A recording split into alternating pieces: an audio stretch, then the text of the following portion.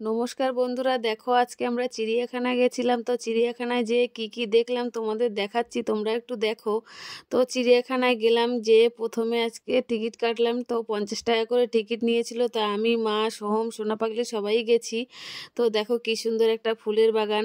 আর চিড়িয়াখানা মানে তো পশু পাখি শেষ নেই, যেদিক দিয়ে ঢুকবে সেদিক দিয়ে পশু পাখি। আমরা পিছনের গেট দিয়ে ঢুকেছিলাম। দেখো জিরাফগুলো কি সুন্দর ঘুরে বেড়াচ্ছে। আর এটা হলো সাদা বাঘ। আমরা যে বাঘ দেখবো লাফাচ্ছিল, তো সেই কারণে সাদা বাঘটা আগে দেখলাম। তারপরে এই দেখো কি সুন্দর টিয়ে পাখিগুলো ঘুরছিল। এটা নাকি এমু পাখি। এমু পাখি আমি আগে কখনো দেখিনি।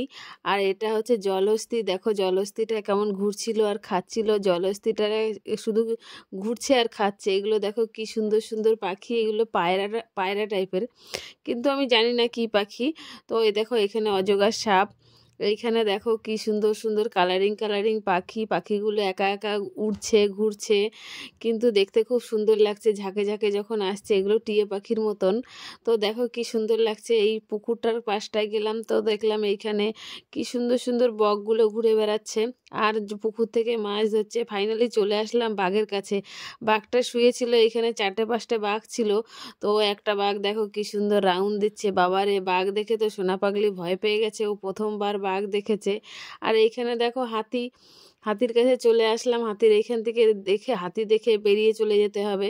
তো আমাদের অনেকটা দেরি হয়ে গেছে।